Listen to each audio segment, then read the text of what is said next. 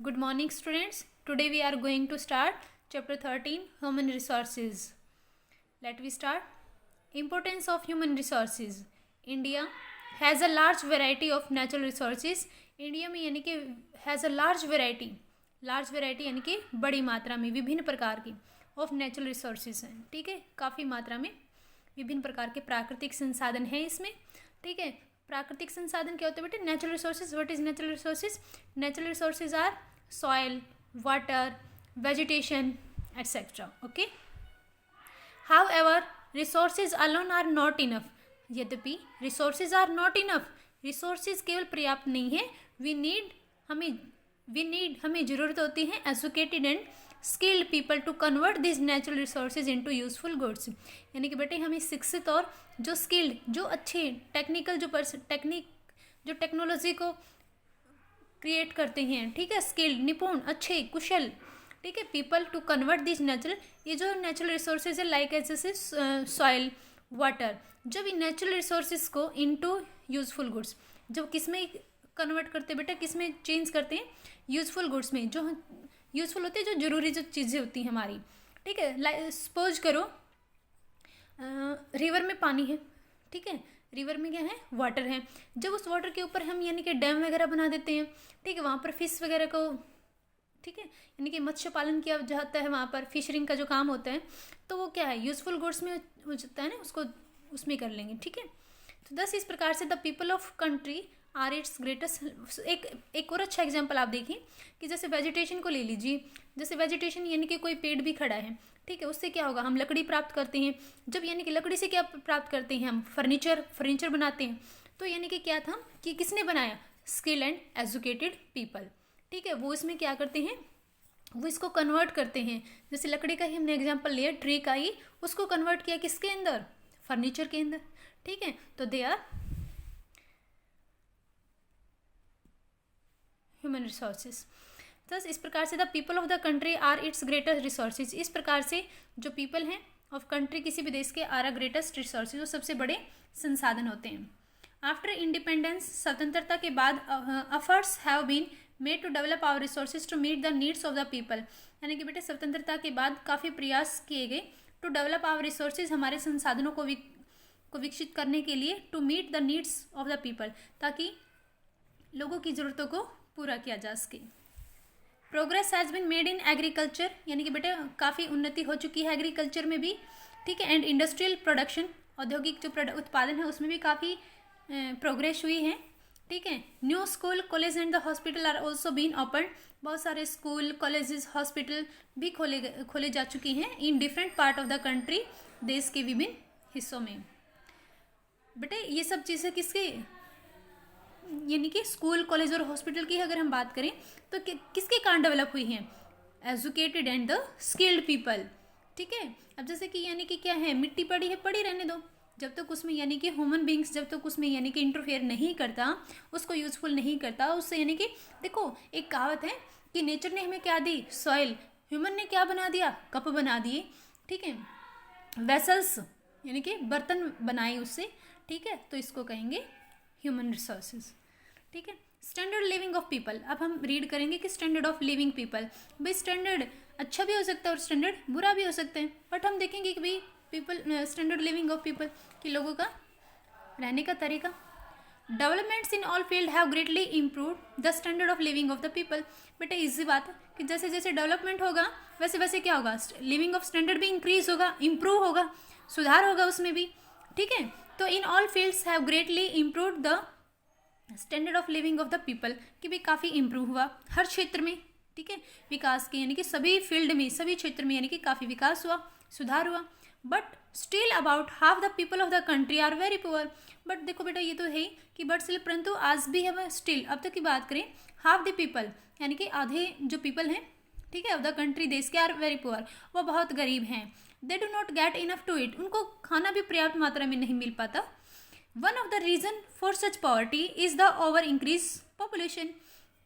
But underline करो इसको कि क्या है कि वन ऑफ द रीजन, इसका मेन रीजन क्या है? इंक्रीजिंग पॉपुलेशन, बढ़ती हुई जनसंख्या. बढ़ती हुई जनसंख्या क्या है? इसका मेन रीजन है. किसका?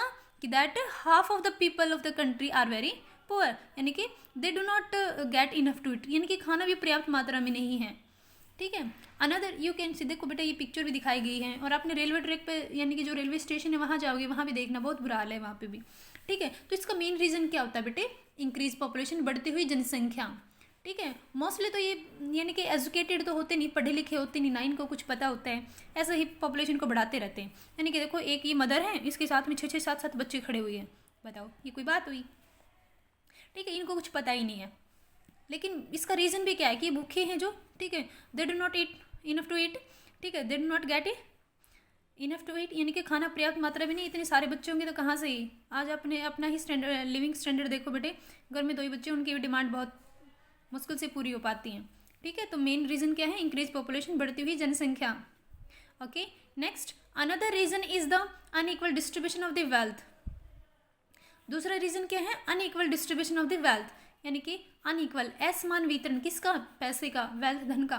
यानी कि धन भी क्या होता है कि बहुत सारे पीपल होते हैं कि बहुत ज़्यादा काम करते हैं, बहुत ज़्यादा काम करते हैं, और उनकी सैलरी देखे तो नहीं होती। ठीक है, असमान यानी कि unequal distribution of the wealth. At present, क्योंकि मिडिल मैन भी होते हैं, बिचौली होते हैं, उनके पास पैसा रह जाता है, यानी कि लास्ट जो वर्किंग जो पर्सन है, ठीक है, उसके पास पैसा बहुत कम पहुंच पाता है। नेक्स्ट है, at present the total population of India is over 1.22 billion, यानी कि 124 करोड़। बट अब तो नया डाटा आ चुका है, 125 के नियर अबाउट है। ठीक है, बट आप इतना याद करो कि 1.22 billion. India is the second most populated country in the world after China.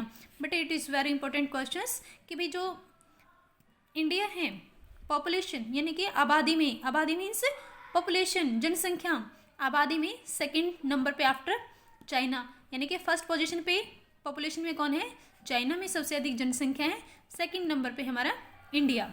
Okay, next, India has more people than the combined population of the much larger country such as Russia, यानी कि India has more people than the combined population of the such larger, यानी कि कुछ country हैं जो combine है, सच as जैसे कि Russia, USA, Canada, Australia and Brazil. India occupies just 2.4 of the world's land area but has 17.5% of the world population. बेटे area तो 2.4 ही मिला है इसको, और वर्ल्ड का, और वर्ल्ड की पॉपुलेशन कितनी है इसके पास, 17.5%। तो it means that the population is higher than the this country, या फिर it is India has large area than the, sorry, it means क्या है कि अगर हम बात करें एरिया की, एरिया इसके पास ओनली 2.4% ही है, और देखिए तो पॉपुलेशन क्या है 17.5%, मीन्स जनसंख्या बहुत ज़्यादा है, एरिया बहुत ही कम है। एरिया में भी इसका पोजीशन आती है कि 7th position in the world. ठीक है, कि 7वें नंबर पे एरिया में।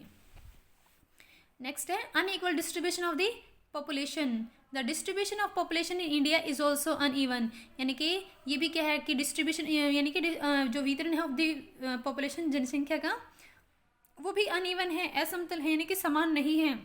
क्यों?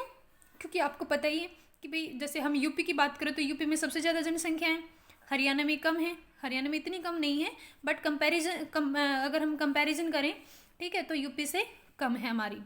ठीक है, सम एरिया यानी कि विलेज से ही लगा लो आप, क्योंकि हर विलेज में सेम पॉपुलेशन नहीं होती ना, ऐसे ही अनइवन है। We can say that the population in India is also uneven. Some areas are very thickly populated, कुछ एरिया तो ऐसे होते हैं जहाँ पर थिकली यानी कि बहुत ज़्यादा जनसंख्या होती, पॉपुलेटेड होते हैं, भरे होते हैं लोगों से। ठीक है, while some have very few people living in them, और कुछ एरिया ऐसे होते हैं जहाँ पे बहुत ही यानी कि बहुत ही कम लोग रहते हैं। ठीक है, the average density of the population in India 324 people पर स्क्वायर किलोमीटर, यानी कि एवरेज निकाल दी हमने कि भाई हम एग्जैक्ट तो नहीं कंफर्म कर सकते कि भाई कहाँ पर कितनी है, तो हमने एवरेज निकाली कि 1 किलोमीटर में, यानी कि 1 किलोमीटर का एरिया है, उसको कितने पीपल कवर करेंगे, 324। ठीक है, 1 किलोमीटर पर 324, ओनली 45 पीपल पर square kilometre, more than half of the total population of India live in 5 state. बेटा इसने कहा कि टोटल पॉपुलेशन की बात करें ना तो उसमें हाफ से भी ज़्यादा, मोर देन हाफ, यानी कि हाफ से ज़्यादा कहाँ रहती है बेटे? इन 5 स्टेट में, 5 राज्यों में रहती है। कौन कौन से हैं वो? Uttar Pradesh, Maharashtra, Bihar, waste Bengal and Andhra Pradesh. ठीक है बेटे, ये 5 स्टेट है जहाँ पे यानी कि मोर देन 50% अबोव पॉपुलेशन यहाँ पे रहती है। ठीक है, Uttar Pradesh is the most population, इसमें सबसे ज़्यादा पॉपुलेशन यानी कि आबादी वाला कौन सा राज्य है हमारा? उत्तर प्रदेश। ओके बेटे, the rest of the chapter read in next class. If any problem related to chapter तो I will sort out in the Zoom class. Okay, thank you. Have a nice day.